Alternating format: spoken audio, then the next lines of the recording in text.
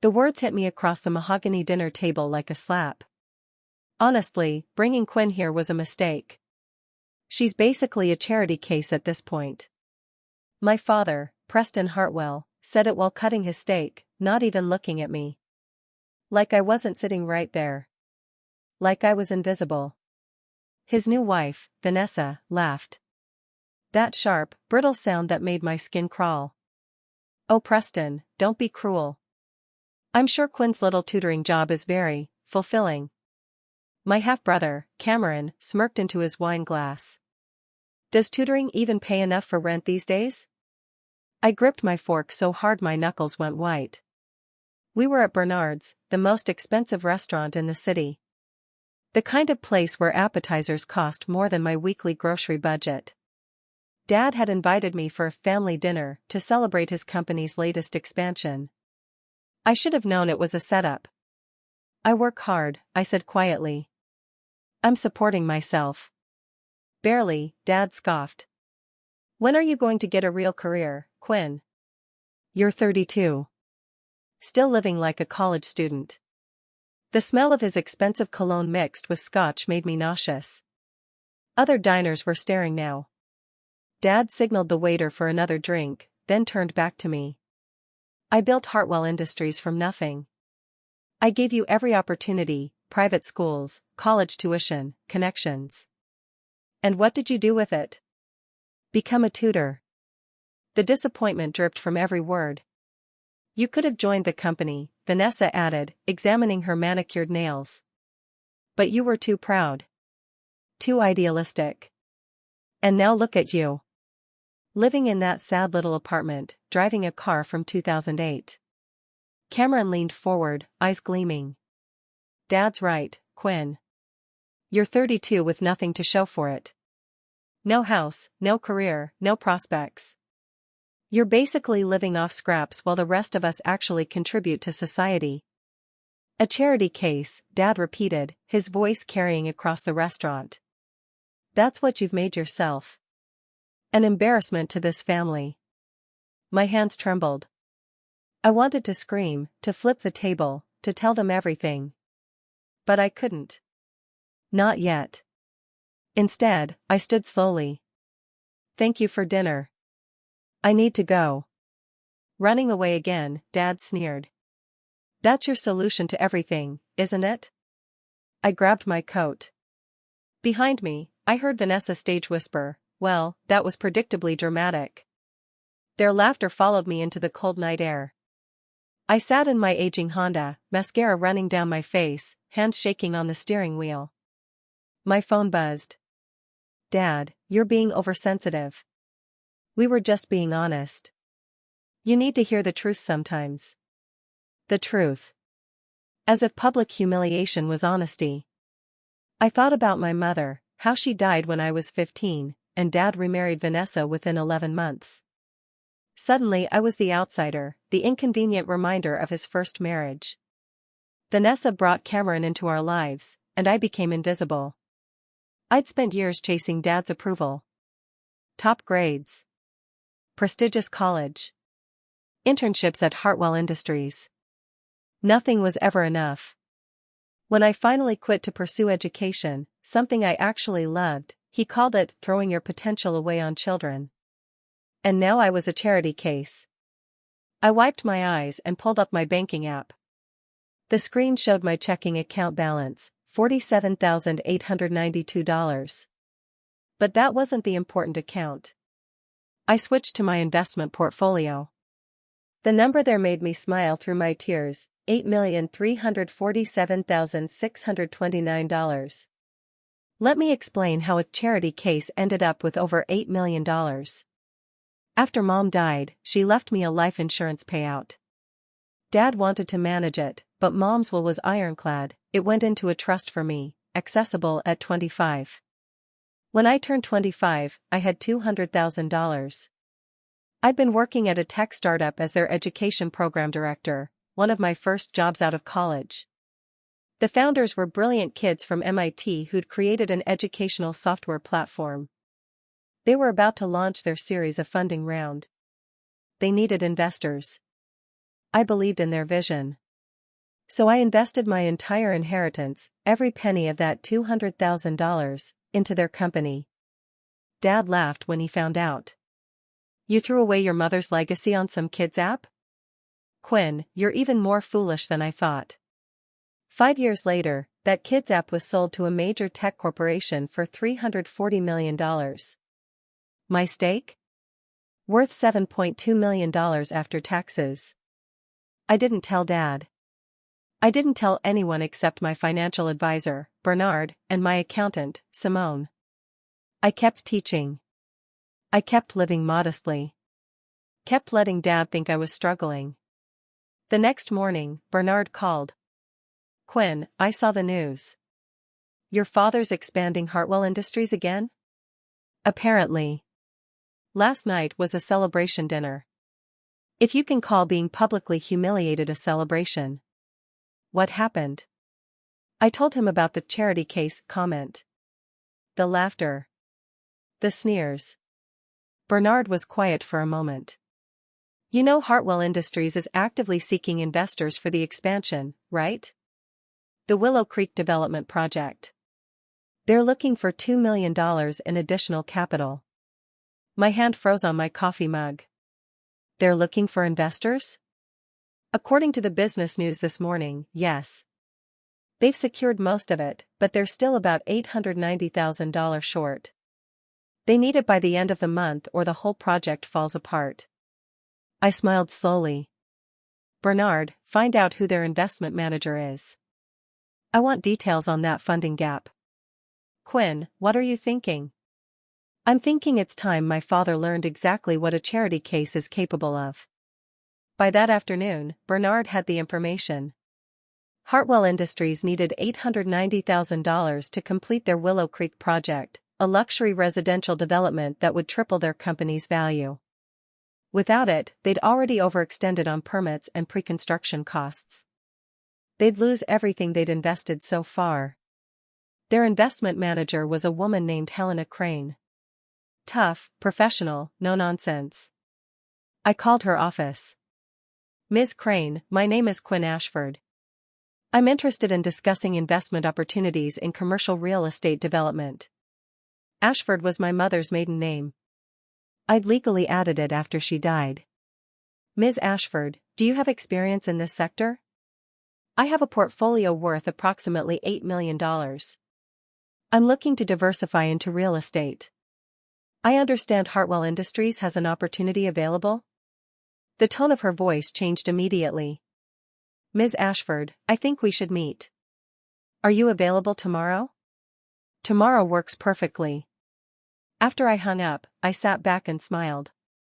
Dad had no idea Quinn Ashford and Quinn Hartwell were the same person. He'd never known about my investment success. I'd kept everything under my mother's name to maintain privacy. Tomorrow, I'd become his mystery investor. And he'd never see it coming. The meeting was at Hartwell Industries headquarters, the glass tower downtown where I used to intern during college summers. Helena Crane met me in the lobby, all business in her navy suit. Ms. Ashford, thank you for coming. Let me give you an overview of the Willow Creek project. She led me to a conference room and presented the development plans. Luxury condos, retail space, community amenities. It was actually impressive. Dad had always been good at real estate development. It was being a father where he failed spectacularly. We're seeking $890,000 to complete our funding round, Helena explained.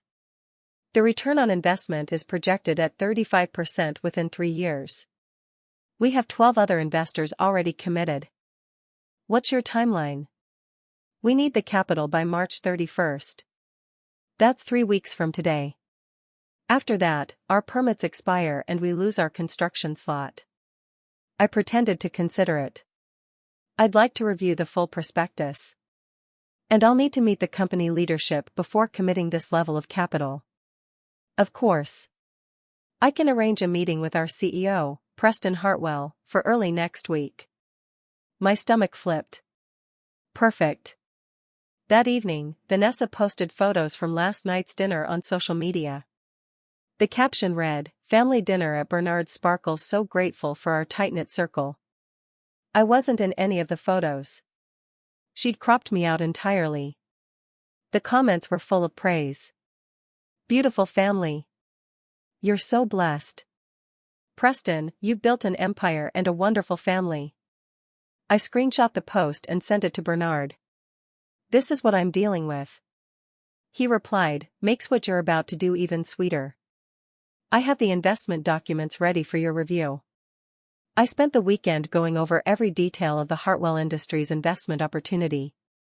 The numbers were solid. The project was viable. This wasn't about sabotaging my father's business. I wasn't cruel. This was about making him see me. Really see me. And maybe, just maybe, making him regret calling his own daughter a charity case. Monday morning, Helena called to confirm my meeting with Dad for Wednesday at 2 p.m. Perfect, I said. I'll be there. I hung up and looked at myself in the mirror. Time to show Dad exactly who he'd underestimated. Wednesday arrived cold and gray. I dressed carefully, a designer suit I'd bought specifically for this moment, professional heels, hair styled perfectly. I looked like I belonged in a boardroom. Because I did. I arrived at Hartwell Industries at 1:55 p.m. The receptionist, Amy, did a double take when she saw me. Quinn? Hi Amy. I'm here for 2 p.m. with Preston Hartwell and Helena Crane. Her confusion was visible. You're Ms. Ashford? Quinn Ashford, yes. My mother's name. Understanding dawned. Oh my God. Does he know? Not yet. She grinned. This is going to be interesting. At exactly 2 p.m., Helena came to escort me upstairs. Mr. Hartwell is very eager to meet you, Ms. Ashford. Your portfolio is impressive. We walked into the executive suite. And there was Dad, standing by the window in his expensive suit, a confident smile on his face. He turned around. The smile froze. Hello, Dad. The color drained from his face. Quinn? What are you doing here? I'm Ms. Ashford, I said calmly. Your potential investor. Helena looked between us, confused. You two know each other? She's my daughter, Dad said slowly. But I don't understand. Let me clarify. I sat down at the conference table and opened my portfolio. I'm Quinn Ashford, a private investor. I've been using my mother's maiden name for business purposes. I have $8.3 million in liquid assets, primarily from tech investments. And I'm here to discuss your $890,000 funding gap. Dad sank into a chair, looking like he'd been hit by a truck. Helena was still processing. Mr. Hartwell, is there a conflict of interest here? No, I said before he could answer. My father and I have a personal relationship, but this is strictly business. I'm considering this investment based purely on its financial merits. I looked directly at Dad. Unless you have a problem taking money from a charity case? His face turned red. The meeting lasted 90 minutes. I asked every hard question, pushed on every assumption, made Dad and Helena work for every answer. Professional. Thorough. Impressive. Because I was impressed. I'd built my wealth through smart decisions and calculated risks. Everything Dad thought I wasn't capable of. When we finished, I closed my folder. I'll need the weekend to review with my financial team. I'll have an answer by Monday. Helena nodded eagerly. Of course, Ms. Ashford. Thank you for your time. Dad hadn't said much during the meeting. He looked shell-shocked. As Helena left to get paperwork, Dad and I were alone. He stared at me like he was seeing a stranger. $8 million, he finally said. 8.3. From a $200,000 investment 7 years ago. The tech company I invested in? The one you laughed at? They sold for $340 million. I knew what I was doing, Dad. I always did. Why didn't you tell me? Because you never asked. You assumed I was struggling. You called me a charity case in front of strangers. You laughed at my choices. I stood. You never once considered that maybe I knew exactly what I was doing. That evening, Cameron called. What the hell, Quinn? Dad just told me you're some secret millionaire? 8 million, actually. Give or take. This is insane. Why didn't you tell anyone? Because it wasn't anyone's business.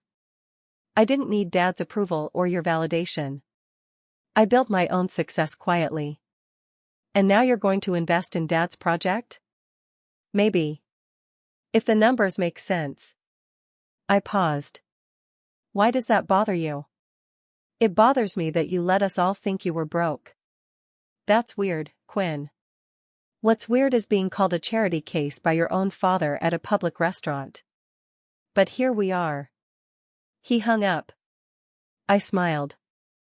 Vanessa texted an hour later. Preston told me about your little revelation. I hope you're not expecting an apology. We were stating facts as we understood them. I didn't respond. Let her wonder. Over the weekend, Bernard and I reviewed every aspect of the Hartwell Industries investment. The project was sound. The return was good.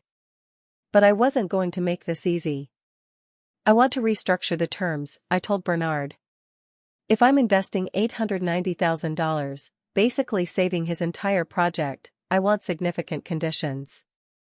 What kind of conditions? I smiled. The kind that reminds him who holds the power now. Monday morning, I called Helena. I'm prepared to invest the full $890,000. But I have terms. Terms? I want quarterly financial reviews with full transparency. I want veto power on major project decisions over $100,000. And I want a seat on the project oversight committee. Helena was silent.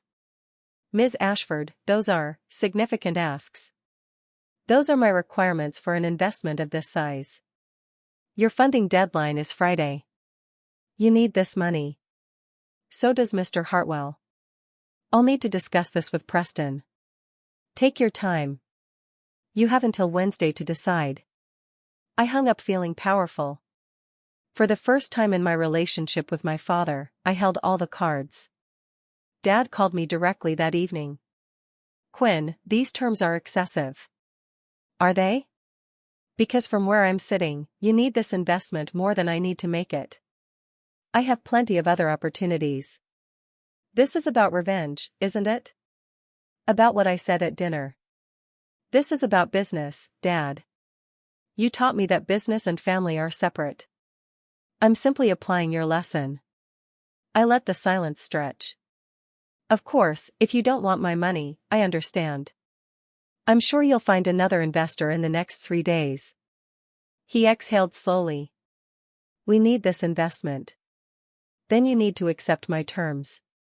Another long pause. Fine. I'll accept your conditions. Wonderful. I'll have my attorney draw up the documents. We can sign Thursday. Quinn. Yes?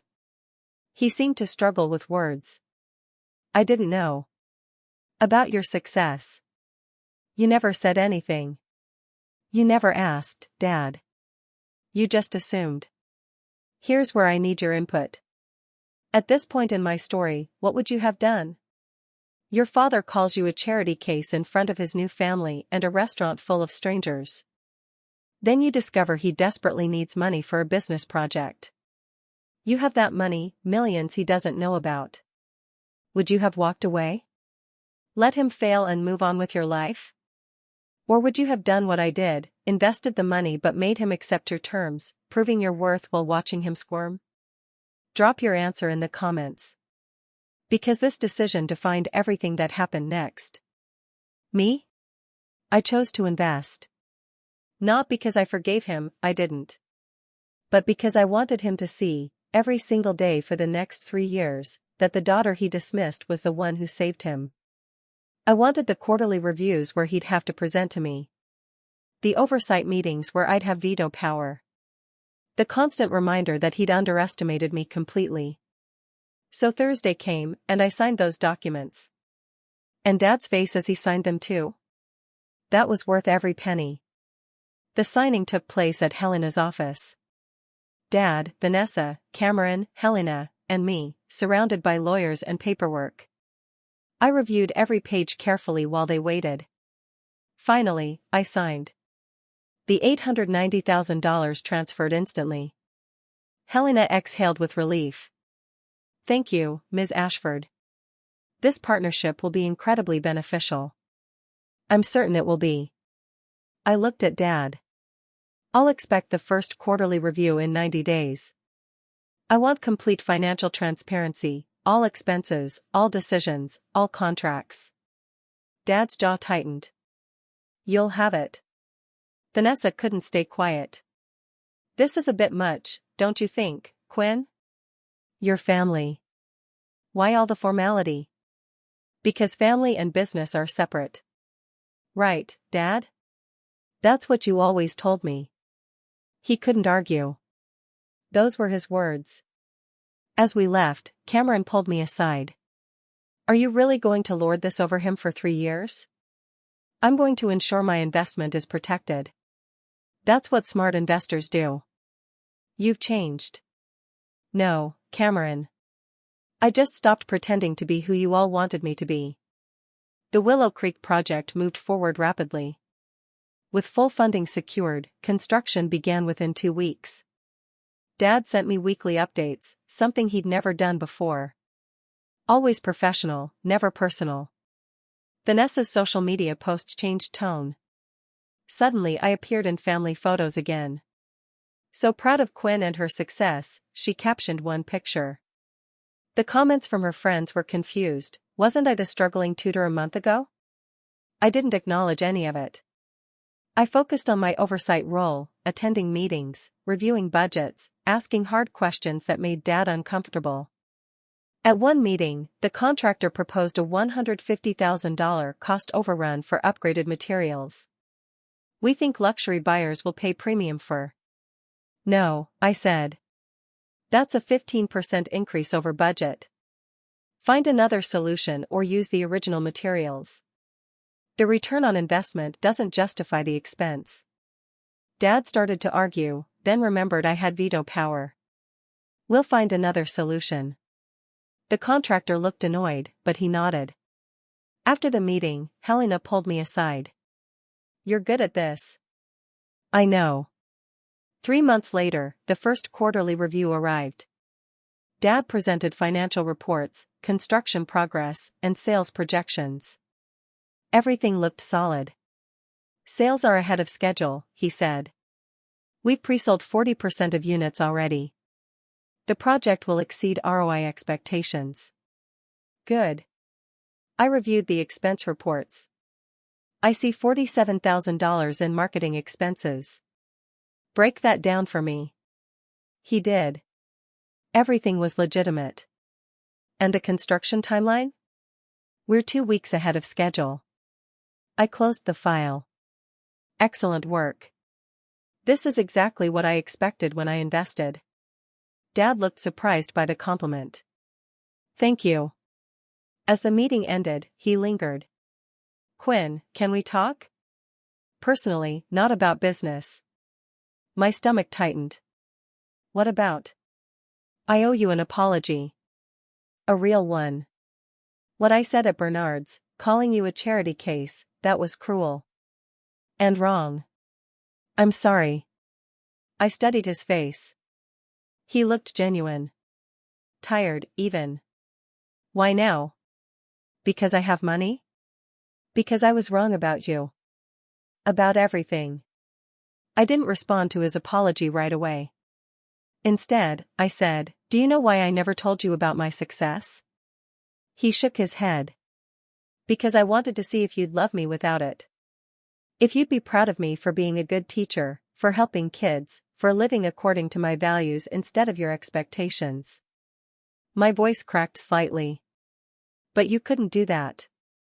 You needed me to be successful on your terms before I was worth your respect. Quinn. I'm not finished. When Mom died, you remarried so fast I barely had time to grieve. Vanessa came in and pushed me out. Cameron became your real child. I became the inconvenient reminder of your past. And I spent 15 years trying to earn back your attention. Dad's eyes were red. I didn't know you felt. Because you never asked. You assumed. About my life, my choices, my finances. You assumed I was struggling because that fit your narrative of my failure. The silence was heavy. I accept your apology, I finally said. But I don't know if I forgive you yet. That's going to take time. Over the next 6 months, something unexpected happened. Dad and I developed a working relationship that slowly became personal again. He started asking about my life, really asking. About my teaching, my students, my investments. He admitted he'd been wrong to dismiss education as a career. Your mother would be proud of you, he said one day after a project meeting. She always said you had her strength and my business sense. I just couldn't see it.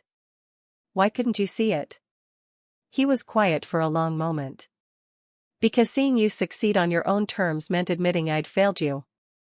That I'd chosen Vanessa and Cameron over you. That I'd let you down when you needed me most. His voice broke. It was easier to believe you were failing than to face what I'd done. I felt tears prick my eyes. That's the first honest thing you've said to me in 15 years. I know. And I'm sorry it took this long.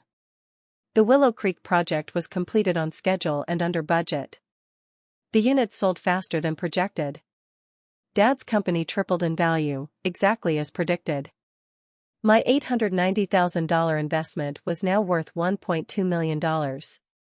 A solid return. At the final oversight meeting, Helena presented the numbers.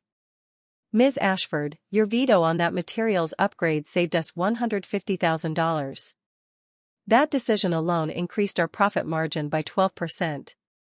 Dad nodded. Quinn's oversight made this project better. I'm grateful for it. It was strange hearing him say that. Strange but good. After the meeting, Dad asked if we could have dinner. Just the two of us. No Vanessa, no Cameron. I want to talk. I hesitated, then agreed. Okay. But not Bernard's. He smiled sadly. Never Bernard's again. I promise.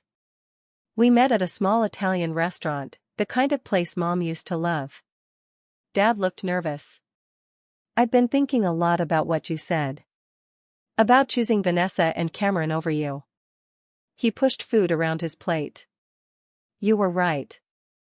After your mom died, I was so broken I couldn't function. Vanessa was easy. She didn't remind me of everything I'd lost. And slowly, I let her push you out because it was less painful than facing my grief. That's not an excuse for how you treated me. I know. It's an explanation, not an excuse. What I did was wrong. I abandoned you when you needed me most. And then I spent years justifying it by telling myself you were fine, you were independent, you didn't need me. He looked up, eyes wet. But you did need me. And I failed you. I wiped my own eyes. Yes. You did. Can you forgive me? Eventually? I thought about it. I don't know yet, Dad. You hurt me deeply. But I'm willing to try. 6 months after the Willow Creek project completed, something shifted in our family dynamic. Dad started setting boundaries with Vanessa, small ones at first, then bigger ones. He stopped letting her make dismissive comments about me. When she tried to crop me out of family photos, he insisted I be included. When Cameron made a snide remark about my teaching career, Dad shut it down immediately. Quinn is successful in her own right, he said firmly. And even if she wasn't, she's family. We treat her with respect. Vanessa was furious. You've changed since she invested in your project. It's like you're choosing her over us now. I'm not choosing anyone. I'm being a better father. There's a difference. The tension in the house became unbearable for them. Eventually, Vanessa issued an ultimatum: it's her or me. Dad chose me. Well, he chose doing the right thing, which meant not tolerating Vanessa's toxicity anymore. They separated 2 months later. Cameron called me, angry. "This is your fault. You ruined their marriage." "No, Cameron. Dad ruined it by finally standing up for himself. And for me." A year after that terrible dinner at Bernard's, Dad invited me to lunch. Back to that Italian restaurant we'd talked at before. "I have something for you." He slid an envelope across the table. Inside was a check. For $890,000, my full original investment, separate from the returns I'd already received. "Dad, what? You saved my project. You saved my company. But more than that, you gave me a chance to be a better father. I don't want you tied to Hartwell Industries out of obligation. This is your money back, free and clear. If you want to invest again, wonderful. If not, that's okay too." I stared at the check, stunned. "You're buying me out? I'm setting you free. No strings. No obligations. Just a father trying to do one thing right." I felt tears coming. "Dad. Your mother left you that money to give you freedom. I don't want to be another chain holding you back. You've proven you don't need me or my company to be successful. So take this, invest it however you want, and know that I'm proud of you. Not because of the money. Because of who you are." I folded the check carefully. "Thank you." Today, I'm sitting in my new office. I bought a small tutoring center that I'm expanding into a full educational foundation. The $890,000 Dad returned is funding scholarships for kids who love learning but can't afford opportunities. Dad visits once a week. We have coffee, talk about life, slowly rebuild what was broken. It's not perfect. Some wounds take years to heal. But we're trying. Last week, he brought me a framed photo I'd never seen before: Mom, Dad, and me at my college graduation. I'm wearing my cap and gown, grinning at the camera. Mom's arm is around me. Dad's smiling too. "I found this in storage," he said quietly. "I want you to have it. To remember that I was proud of you once. And I'm proud of you now." I put the photo on my desk, right where I can see it every day. Because here's what I learned: being called a charity case by my own father was devastating. Discovering I had the power to save his business was vindicating. But the real victory wasn't the money or the veto power or watching him squirm. The real victory was teaching him what real strength looks like. That success isn't just about wealth or status or appearances. It's about integrity, compassion, and having the courage to be yourself even when others don't understand. My father called me a charity case, not knowing I was his $890,000 mystery investor. But I didn't destroy him. I gave him a chance to be better. And eventually, he took it. That's not a weakness. That's power. The kind that transforms people instead of crushing them. And honestly, that's the sweetest revenge of all.